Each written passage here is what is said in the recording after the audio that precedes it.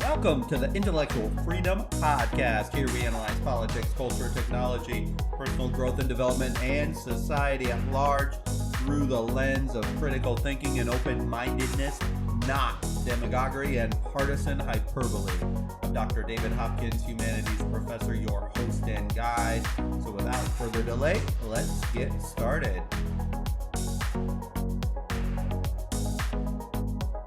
June 22nd of 2020 was a very interesting day down here in Florida. We haven't seen legislation of this type in a very long time, but Governor DeSantis signed a bill. The name of it, House Bill 233, was the name of it, protecting freedom of speech. Now, in reading the bill, I almost fell out of my chair, as it's designed to protect intellectual freedom of all viewpoints. And of course, the name of this podcast, Intellectual Freedom Podcast, it definitely caught my attention when I saw this come across the wires. Now, to be kind to the majority of my colleagues in higher education, many of whom I respect dearly, the fact is liberalism outnumbers conservatism on a scale of nearly 12-1. I saw in a recent survey. So it gets even more herd mentality the higher up from the community college to, say, tier 1 universities a student may go. But the most homogeneous minded people, the most groupthink people, are found in the elite universities. Heck, of the top 66 top-rated liberal arts colleges, 39% of them didn't even have one single registered Republican professor. Not even one of them.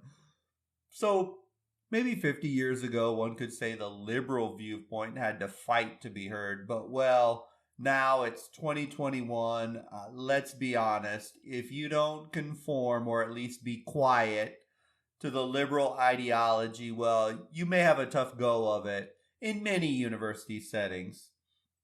I find it ironic and almost comical that the elite college classes, and I say that tongue-in-cheek anymore, elite colleges, that they're so close-minded and they're indoctrinating all the way through the graduate schools, that those hired inside the graduate schools that become the next generation of professors are coming out with identical groupthink mindsets. For those who fully want to understand the game of higher education in every field, they have games you have to play to get from A to B to C. Well, a student enters graduate school, taught by close to 100% or nearly 100% liberal faculty. They take up graduate assistantships, probably under the tutelage of liberal faculty. They publish while they're going through their grad and post-grad studies with the help of liberal faculty. They get letters of recommendation from liberal faculty. They build relationships with liberal faculty, who then end up being hired by liberal faculty and liberal administrators after they're done. And the cycle repeats. Rinse, wash, repeat. That is life, sadly, in many tier 1 universities. If you want a more balanced and open-minded perspective in an actual real cross-section of society, you probably have to head down to the state college systems and the 2- and 4-year institutions where indoctrination and groupthink and shout-down culture happens in minuscule numbers compared to the closed-minded colleges on the top tier of the spectrum. So, here in Florida, this is what passed. It states the following, and I'll just read these for you quickly. Requires each Florida college system institution and state university to annually assess the intellectual freedom and viewpoint diversity at that institution using a survey adopted by the State Board of Education or the Board of Governors of the state university system as applicable. Surveys, well, whatever. I'm not sure this matters all that much, so I don't take a whole lot of value from surveys in my opinion. It's a way that institutions use to make objective data out of stuff, but I doubt this will do much. But another important point, prohibits the state boards and the board of governors and the Florida college system institutions and state universities from shielding students, faculty, or staff from protected free speech. This is the one sentence in the entire thing that I absolutely love. I love this. There is simply too much shielding of opinions, of blocking guest speakers. Heck, I encourage my students to read what people that tell them not to read and to go listen to speakers they don't like. This is what college is supposed to be about, to expose yourself to all types of ideas, of concepts, of people. Now, of course, how they implement this, well, I don't hold my breath it will do much, but that concept just strikes at the core of what college is supposed to be. So I applaud the government for doing that, the state government of Florida. Another one includes in the definition of protected expressive activities, faculty research, lectures, writing, commentary, whether published or unpublished. The bill clarifies that expressive activities do not include defamatory speech. I think this is important and I think it's good. But again, how it gets implemented and enforced, well, I don't really know, and nobody knows yet how that's going to work. So again, I like the concept. Number one, I don't believe for a second freedom of speech and intellectual freedom will be open-mindedly and evenly distributed by college presidents and the liberal hierarchy. They're going to bend it to their own benefits. Probably. I hope I'm completely and grossly wrong on this. But, just as those in power from any ideological persuasion, they tend to bend the rules or implement things in a way that benefits them. But hey, we'll see. Number two, I think as government laws are often, and this may sadly be nothing more than flashy and sparkly stuff with no teeth and no real meaning, beyond maybe DeSantis signing it because it looks good and sounds good because he has presidential aspirations. I may be wrong on that too, but hey, it would not put me past. It wouldn't be beyond the realm of possibility. How do I say this nicely? That sometimes politicians sign bill nothing more for no other purpose rather than just being able to say, hey, look what I just did, and it really won't work. Maybe I'll be proven dead wrong. And this bill changes the landscape, and I love the language and I love what it's trying to do, but I'm not going to be holding my breath on it. The antiquated and the decaying higher education system, this isn't the topic of the conversation today. The topic is intellectual freedom. I mean, for most, it's completely boring to hear professors whine and complain about how their paper on 17th century economic theory is being shunned by the publishing world. Who cares, in all honesty? I want to be more real. I want to be more practical, where life is lived day in and day out, not inside the four walls of a college classroom. So this brings me to the crux of the podcast, intellectual freedom, and how you and I, at the individual level, we can exert our freedoms in the context of a completely messed up world. I've now been publishing this podcast for 60 plus episodes with hours and hours of content, but I'm not sure I've ever really talked about the name Intellectual Freedom Podcast and why this name is so critically important for society. And it has a real personal feel for me because this is one of the key concepts I'm constantly teaching in my classroom. But intellectual freedom, even more for just a college professor or a university, it's important for you as an individual. If you just Google a definition of intellectual freedom, it'll read something to the effect, intellectual freedom is the ability or freedom to hold, receive, disseminate ideas, and there's no restrictions on you. It's often viewed as an integral component of a democratic society. It protects the individual's right to access, to explore, to consider, and express ideas and information, kind of as this basis of self-governance, having a well-informed citizenry. Intellectual freedom makes up the bedrock for freedoms of expression and freedom of speech and freedom of press, and even relates to the freedoms of information and the right to privacy. So it's a big, broad, important umbrella, this idea of intellectual freedom. So all of this is well and good, and it comes from the Enlightenment minds of the 18th century that were pushing back at that time against very repressive regimes in feudal Europe, where those in power were born in power, and no matter what, the rich always stayed in power, and the poor stayed poor, uneducated, and subservient to the whims of just a few people. Yet, I think too often with intellectual freedom, we kind of defer to governments, to political parties that either give us the freedom or they take it away, like what's going on in Hong Kong right now, with China just constantly eroding their freedoms. Or, as I just talked about, House Bill 233. We're treated almost as if we're 2-year-old children, as if we have no personal responsibility in the entire process. And we can applaud a government or we can rage against a government, but at the end of the day, we're nothing more than pawns on the board or cogs in a machine, and we either vote in people who let us have freedom of speech or intellectual freedom, or we vote in those who take it away and give the power back to the government. Sure, to some extent, we all live in society that sadly the central governments are more and more powerful.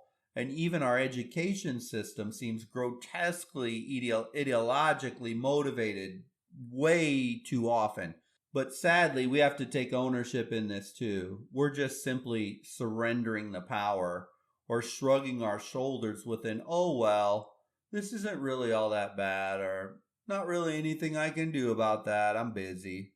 Powerful regime style rants, you can find those anywhere online. Those rage against the machine voices out there, they can keep you satisfied complaining all day long. But this isn't where I want to talk about in regards to intellectual freedom.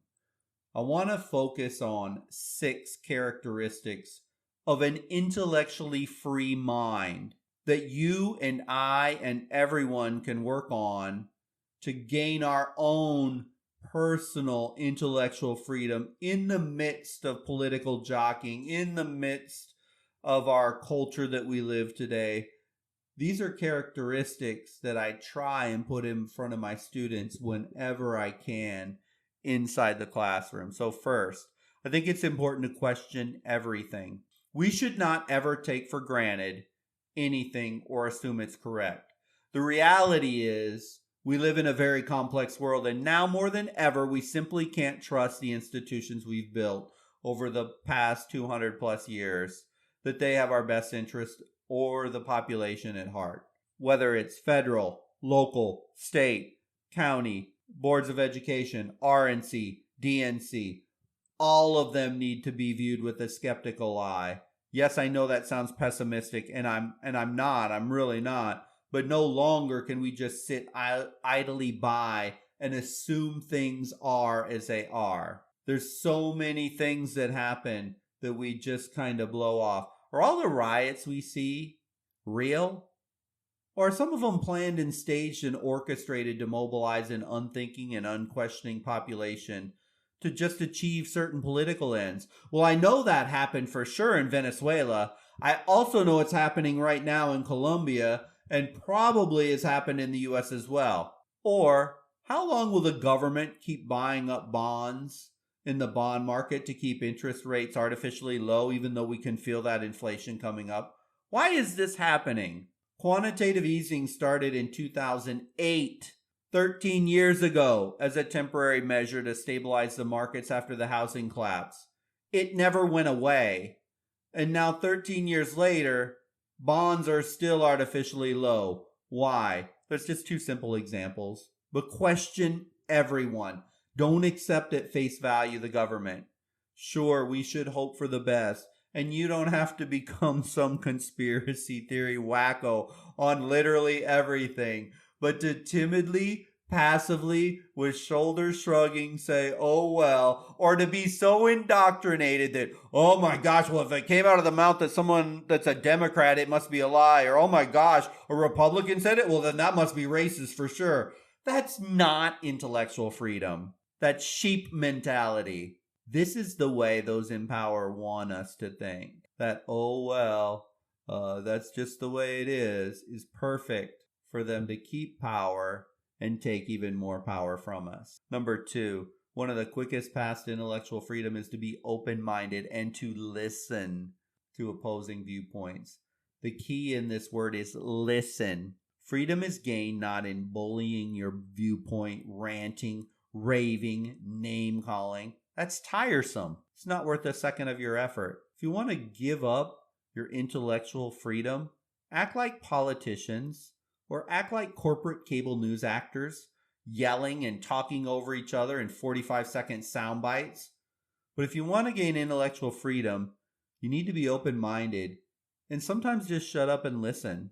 Truly, to be open-minded and listen to opposing positions is powerful. Number 3, intellectual freedom encompasses a level of curiosity. You will notice in this podcast, I talk about a range of issues, some technology, politics, health and wellness, personal motivation, education stuff. See, it's important to truly free your mind, that you're curious to understand how things all across this life work. Ask questions from people you know who are experts on different things. Explore, analyze, and evaluate different opinions and ideas. Don't be one of those people who, if you don't ask them about sports or their immediate family, they don't really have much of an opinion on anything in the world because, well, they're just doing their own thing or vegging out in front of a TV. We get to walk this planet Earth one time. So soak up as much of it as you can and be curious about what's going on around you. Number 4, having intellectual freedom means having the courage to live out your passions and your dreams. One of the most amazing things that I see in our modern social media environment is everybody sure seems to love themselves more than other people, but they almost care more about the opinions of others than following their own true self. Isn't that crazy? But it's so true. If you want to be intellectually free, you got to demonstrate some courage sometimes to go for those things that you know deep down in you are things you want to pursue. Number 5, to have intellectual freedom, you have to take personal responsibility for all your actions.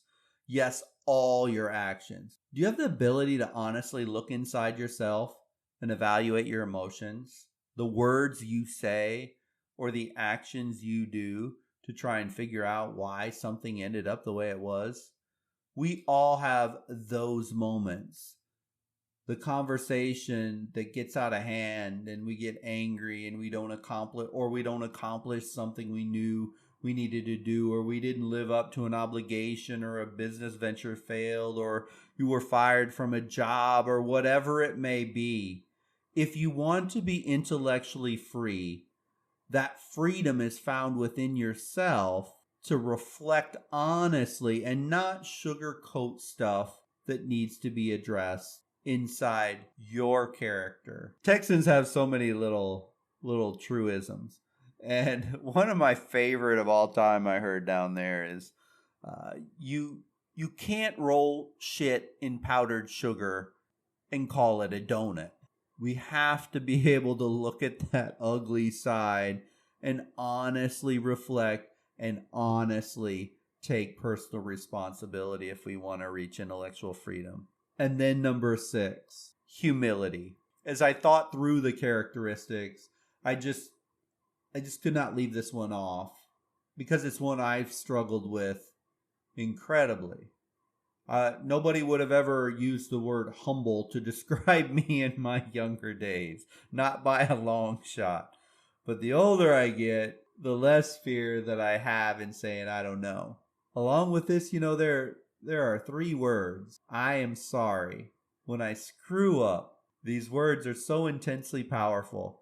I don't mean the kind of sorry where someone says, I'm sorry, but really, it wasn't exactly all my fault, because if you remember back to 2019 when you said X, that's what really made me do Y today, or that sorry, not sorry kind of backhanded, half-baked type apology. Sometimes to be humble, we just have to own it and have that humility. So this humility thing, admitting I don't know and saying I'm sorry, too often in society that is viewed as a weakness. But for people with intellectual freedom, it's the ultimate strength. There's just too much bombastic language and stuff out there. Too many people that are expert on other people's business when in fact they don't even have their own house in order. It's like your brokest friend tries to give you financial advice, or that well-intentioned friend giving you relationship advice after he or she's been divorced 3-4 times. Come on now. We all know that person, that expert on absolutely everything. Don't be that person. Finally, I think that people are humble. They tend to be more kind. Kind people are more respectful. And they don't call everyone names or spout off at others. And so humility just encompasses so much in my mind about being intellectually free. So to recap them all, question everything. Be open-minded and listen. Be curious. Have the strength to pursue your own life passions. And finally, be humble. Notice all these things are achieved on the personal level. The government can't give them to you. Ron DeSantis can't give them to me as a college faculty in the state of Florida. Joe Biden couldn't give them to you even if he wanted to. Neither could Donald Trump. Look, in 2021, how many honestly believe a politician, or Lord help us, a political party is going to empower you to live your best life? I mean, it's almost absurd to think so. And with this current den of thieves in Washington, D.C., it makes it even more ridiculous. Your intellectual freedom is achieved through one place, through you. You have placed the shackles on yourself if you don't have it. You have allowed the negative self-talk to control you. You've let yourself get played by political propaganda, or got sucked into the material culture that clouds your ability to think clearly and to think critically. The bad news? If you're not intellectually free right now, yeah, it is your fault. It wasn't your parents' fault. It wasn't the government's fault. It wasn't some rich billionaire's fault. The amount of melatonin in your skin or where you were born, you are to blame. But, and here's the good news, you are also the solution, and you are 100% empowered to make the right changes. But let's say you don't know how or even where to start, or, well, here are some real quick tips. Read a lot. Read all kinds of stuff from great minds. Don't read stupid Facebook memes or ranting diatribes in forums or propaganda stories or 30-second soundbite news clips from corporate media, but read real stuff from the great minds. Fill your head from the perspective of successful people across all kinds of things. Number 2, just listen. Hear others to understand. Especially, and this is the hard thing to do, especially people you disagree with. Another one, check your anger. Anger is such a venomous poison. Sometimes, in the midst of anger flare-ups, watching news or talking with that person you disagree on politics, when you feel that anger flare-up, just take some really, really deep breaths. Gather yourself slowly, and then speak. There has never been anybody ever that has said, When I'm white hot with anger, I speak incredibly rational and reasonable. I think very clearly and my thoughts are well organized when I am furious with anger. My friends and families, they love to have conversations with me when I'm stalking the house in anger like a tiger. I mean, come on. You know that doesn't work. Anger will shut off your ability to think. And if you want to just utterly annihilate all 6 of those characteristics of intellectual freedom, use anger. Anger will shut them all off pretty much instantaneously. And finally, admit you don't know everything. There is nothing worse than the know-it-all. Nothing. Don't be that person. Because you don't want to associate with that person that's never wrong, ever. So push yourself. When you begin to fall into that self-righteousness, I'm completely right and I refuse to listen to anything you say, take a step back, take that deep breath, just back off and don't do it. None of these things are easy, but I hope that helped. Do I live this out perfectly? Oh, no way. Of course not. But I keep trying to push myself to get better and better at it all the time. And so should you. And if everyone does that, our entire society will get much, much better. Thank you for listening to the podcast today. I hope you enjoyed it. If you did, click like or follow and you'll be alerted when new episodes come available. But for today, let's keep pushing ourselves to be intellectually free in our own worlds that we live. And if we do this, we can make big changes in our own families and our communities. So push yourself towards intellectual freedom. Until the next episode, I hope you have a great day and a wonderful week.